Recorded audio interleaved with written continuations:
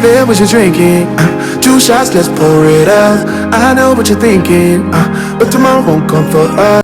अस्सलाम वालेकुम मेरी प्यारी यूट्यूब फैमिली, कैसी हैं मेरी सब बहनें। उम्मीद है सब बिल्कुल ठीक ठाक होंगी और अपनी ज़िंदगी को खूबसूरत अंदाज में जी रही हैं। फ़ातिमा डेली रूटीन व्लॉग में आप सबको खुशामदीद। आज का व्लॉग सिर्फ एक आम रूटीन नहीं है, बल्कि आज मैं आपके साथ अपनी ज़िंदगी का वो सबसे बड़ा राज शेयर करने वाली हूँ जिसने मेरी ज़िंदगी को बहुत आसान, पुरसकून और बरकत से भरपूर बना दिया है। अक्सर बहनें मुझसे पूछती हैं कि फ़ातिमा, आप घर, किचन, बच्चे और यूट्यूब सब कुछ कितने आराम से कैसे मैनेज कर लेती हैं, क्या आप थकती नहीं हैं?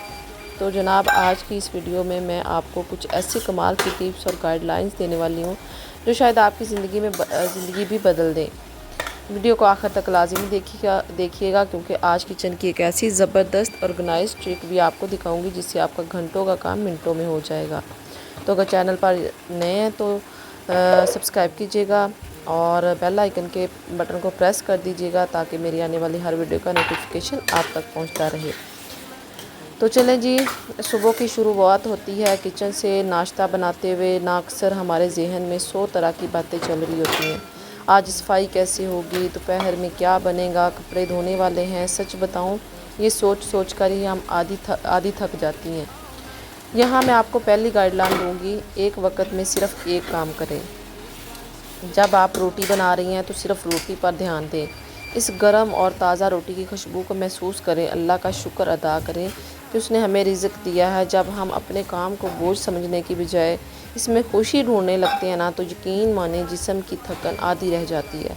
और हाँ, अपने दिन का आगाज़ हमेशा नमाज और कुरान आयात की तलावत से करें। जिस दिन सुबह उठकर सुस्ती हो रही हो, बस किचन में काम करते करते ज़ुबान पर दुरूद शरीफ जारी कर लें। काम कब ख़त्म होगा आपको पता भी नहीं चलेगा और घर में जो बरकत होगी वो अलग। अब बारी आती है किचन को समेटने की, जो हम ख़वातीन का सबसे बड़ा टास्क होता है। स्मार्ट हाउसवाइफ वो नहीं है जो सारा दिन किचन में लगी रहे, बल्कि वो है जो स्मार्ट वर्क करे। मेरी सबसे बड़ी टिप यह है कि जब भी आप खाना बनाएं, साथ साथ जो बर्तन खाली हों उसे फ़ौरन धो लें। सिंक में बर्तनों का पहाड़ कभी जमा ना होने दें, इससे किचन हमेशा चमकता रहता है। और आखिर में हाँ, हम अपने आप पर बोझ नहीं, मतलब उसको बोझ समझना शुरू कर जाते हैं। दूसरी बात, हफ्ते में एक दिन ऐसा रखें जहां आप अपने मसालों के जार और किचन काउंटर को डीप क्लीनिंग करें। जब किचन की हर चीज़ अपनी जगह पर सेट होती है ना, तो खाना बनाने का मज़ा भी दुगना हो जाता है और हमारा मूड भी फ्रेश रहता है। चले जी, घर के काम तो चलते ही रहेंगे। अब ज़रा बात करते हैं सबसे ज़रूरी मौजू पर। मेरी प्यारी बहनों, आप पूरे घर का ख्याल रखती हैं, बच्चों को देखती हैं, शोहर की पसंद का खाना बनाती हैं, ससुराल को संभालती हैं, लेकिन इस सब में आप खुद कहाँ हैं? याद रखें, एक खुशहाल घराने के पीछे एक खुश और सेहतमंद औरत का हाथ होता है। अगर आप खुद अंदर से थकी हुई और चिड़चिड़ी रहेंगी तो आप घर को कभी पुरस्कून नहीं बना सकती। इसलिए दिन में कम से कम 20 से 30 मिनट सिर्फ़ और सिर्फ अपने लिए निकालें। चाहे उस वक़्त आप अपनी पसंद की चाय अकेले में सुकून से पिएं, कोई स्किन केयर करें या बस खामोशी से बैठकर अपने रब से बातें करें। खुद से प्यार करना सीखें क्योंकि आप बहुत कीमती हैं। शाम का वक़्त मेरे व्लॉग का सबसे पसंदीदा हिस्सा होता है। काम ख़त्म करके जब फैमिली के साथ बैठने का मौका मिलता है तो दिन भर की सारी थकन पल भर में गायब हो जाती है। आज मैंने शाम की चाय के साथ साथ ये हल्का फुल्का सा स्नैक जो है ना वो भी रेडी कर लिया, जो सबको बहुत पसंद आता है। यहाँ मैं एक और बात कहना चाहूँगी, घर को सिर्फ साफ़ सुथरा रखना ही काफ़ी नहीं होता, घर में मोहब्बत की नरमी होना भी ज़रूरी है। कोशिश करें कि शाम का एक या रात के खाने का वक़्त ऐसा हो जहाँ सब मोबाइल फ़ोन को एक तरफ रख कर एक दूसरे से बात करें, हंसे मुस्कराएं। यही वो छोटी छोटी यादें हैं जो ज़िंदगी को खूबसूरत बनाती हैं। तो जनाब, ये थी मेरी आज की छोटी सी डेली रूटीन और कुछ दिल की बातें। उम्मीद है आपको पसंद आई होगी और कमेंट सेक्शन में मुझे लाजमी बताइएगा कि आपको मेरी कौन सी टिप सबसे अच्छी लगी और आप अपने घर को मैनेज करने के लिए क्या तरीका अपनाएंगी। अगर वीडियो थोड़ी सी भी अच्छी लगी हो तो please Fatima daily routine vlog को लाइक, शेयर और सब्सक्राइब करना मत भूलिएगा। आपका एक लाइक मुझे बहुत हौसला देता है। अपना और अपने प्यारों का बहुत ख्याल रखिएगा। और मुझे भी साथ साथ दुआओं में याद रखिएगा। और आप लोगों का एक कमेंट मेरे लिए बहुत ज़्यादा एक हौसला अफजाई है मेरे लिए, जो अगली वीडियो बनाने में, उस अगली मेहनत वीडियो में करने के लिए मेरे लिए बहुत ही कारगर साबित होती है कि मैं अपने उस कमेंट को पढ़ के अपने आप को मोटिवेट करती हूँ और अपनी मेहनत को जारी रख सकती हूँ।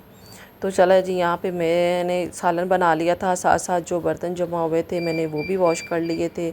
और यहाँ पे फिर मैंने कहा जल्दी से आटा भी गूँध लूँ, क्योंकि एक किचन में ज़ाहिर बात है एक बार औरत आ जाए तो वो साथ साथ अपने सारे काम निपटा के जो है ना वो फिर ही बाहर जाती है। तो मैंने ये खाना बनाना था दोपहर का, कुछ मेहमान भी आए हुए थे और रात के, और उनके लिए भी दोपहर में कुछ बनाना था। और दूसरा ये था कि आज सुबह मैंने नाश्ता भी नहीं किया था, बस ऐसे ही मेरा दिल ही नहीं किया था। तो अब भूख लगी हुई थी, मैंने कहा चले पहले खाना रेडी किया जाए और उसके बाद भी जो है ना अपने जो है ना मतलब खाना बना के ना तो तसल्ली से बैठ के मैं खाऊं। तो चले जी, यहाँ पे आटा गूंद लिया था और साथ ही मैंने पात को भी उसी टाइम पे वॉश करके रख दिया था ताकि बर्तन जो है ना वो सिंक में जमा ना हो। तो चलें जी, यहाँ पे देखिए मेरी कितनी ही मज़ेदार जो है ना कढ़ाई की लुक आई है। ये मैंने आज बनाया था, बीफ की कढ़ाई बनाई थी और बहुत ही टेस्टी और लुक भी बहुत ही अच्छी लग रही थी, लेकिन खाने में भी बहुत ही मज़ेदार थी। तो चलें जी, इसके बाद मैंने दूध लेके आई थी तो चाय बनाने के लिए 1 कप चाय बनानी थी एक मेहमान के लिए। हम लोग तो चाय बहुत कम पीते हैं, लेकिन जब मेहमान आ जाए तो ज़ाहिर बात है उनके लिए यही हमारी कोशिश होती है कि मेहमान के मुताबिक ही उनके लिए चीज़ बनाई जाए। तो साथ में मैं खीरे भी ले आई थी, क्योंकि आज मैंने साथ में कुछ भी नहीं बनाया था, चावल वगैरह कुछ नहीं बनाए थे, जस्ट कढ़ाई बनाई थी और साथ में रायता वगैरह भी नहीं था। तो फिर मैंने कहा बिल्कुल सादा खाना अच्छा नहीं लगता, तो यहाँ पे मैं ले आई थी साथ में खीरे भी। तो मैंने कहा थोड़ा सा जो है ना वो खाने की ना डेकोरेट बन जाएगी। साथ में मैंने प्याज भी कटिंग कर लिया था और साथ में मैंने ना खीरे कटिंग कर लिए थे। तो मुकम्मल सलाद तो नहीं हुआ था, लेकिन सलाद की कहते हैं ना मेन जो चीज़ होती है वो ये खीरे और प्याज ही होता है। तो फिर मैंने वही कटिंग कर लिए थे, क्योंकि मेरे पास चीज़ें ही इतनी थी। तो एक औरत ही घर में जो चीज़ पड़ी होती है उसके मुताबिक एक दस्तरख़्वान को ना बहुत अच्छे से जो है ना वो मैनेज कर लेती है और सजा लेती है। ज़रूरी नहीं कि बहुत सारी चीज़ों के साथ दस्तरख़्वान ही हमारा सजे, लेकिन कम चीज़ों के साथ भी एक सलीकामंद औरत जो है ना वो अपने दस्तरख़्वान को बहुत ही बेहतरीन बना लेती है। तो फिर साथ ही जो है ना मैंने दूध डाल के चाय के लिए मैंने चूल्हे पे रख दिया था और मैंने पास सारे खीरे भी कटिंग कर लिए थे। तो मेरा सलाद जो है वो रेडी हो गया था। प्याज मैंने मिक्स नहीं किया था, मैंने अलग अलग रखा था। कुछ बाज़ जो लोग हैं ना वो प्याज नहीं खाते, कुछ लोग जो है ना वो खीरे नहीं खाते। तो चले जी, यहाँ पे मैंने चाय जो है ना वो भी रख दी थी। मैंने कहा चलो साथ ही चाय भी पक जाएगी मेरे रोटी बनाने तक। तो चाय रख के फिर साथ ही मैंने मेरा तब तक आटा जो था वो कुछ मतलब अच्छे तरीके से जो है ना वो थोड़ी देर स्टे किया था और खुश्क हो गया था। तो यहाँ पे फिर मैंने रोटियां बनानी भी अपनी स्टार्ट कर दी थी। तो हर औरत के लिए जो है ना वो घर के काम जो है वो बहुत ही ज़रूरी होती हैं, लेकिन उसके साथ साथ बाकी अपनी सेहत के लिए भी बहुत ही अपना भी ख्याल रखना चाहिए, क्योंकि सेहत है तो हम अपने घर को, अपने बच्चों को मैनेज कर सकती हैं। अगर हम बीमार पड़ जाएंगी तो हमारा पूरा घर जो है ना वो डिस्टर्ब हो जाएगा, हमारी फैमिली डिस्टर्ब हो जाएगी। एक दिन अगर औरत अपने काम पेंडिंग कर दे तो वो अगले दिन जो है ना उसका घर जो है ना वो धर्म भरम हो जाता है। मतलब वो इतने काम जमा हो जाते हैं कि जैसे सदियों से उसने काम किए ही नहीं है। तो चले जी, यहाँ पे मेरे जो है रोटी भी बन गई थी और साथ साथ मैंने अपनी जो है ना किचन की स्लैब को भी ना वो कर लिया था, नीट कर रही थी, ताकि किचन जो है ना बिल्कुल साथ साथ ही नीट होता रहे। और मेरी यही आदत जो होती है ना, मुझे अपने खुद की आदत भी बहुत अच्छी लगती है और मैं खुश होती हूँ कि चलें अल्लाह पाक ने मेरे अंदर ये भी एक आदत रखी है कि मैं साथ साथ सफाई जो है ना साथ साथ कर लेती हूँ, ज़्यादा अपने घर को मैसी नहीं करती। क्योंकि कुछ होती हैं ख़वातीन, वो अपने घर को पहले फुल मैसी करती हैं और उसके बाद भी वो अपनी ना सफाई को करती हैं, लेकिन वो बहुत ज़्यादा ना एक दिमाग पे भी बोझ होता है और दूसरा वो बहुत ज़्यादा होता है। Thanks for watching. अल्लाह हाफ़िज़, मिलते हैं नेक्स्ट व्लॉग में।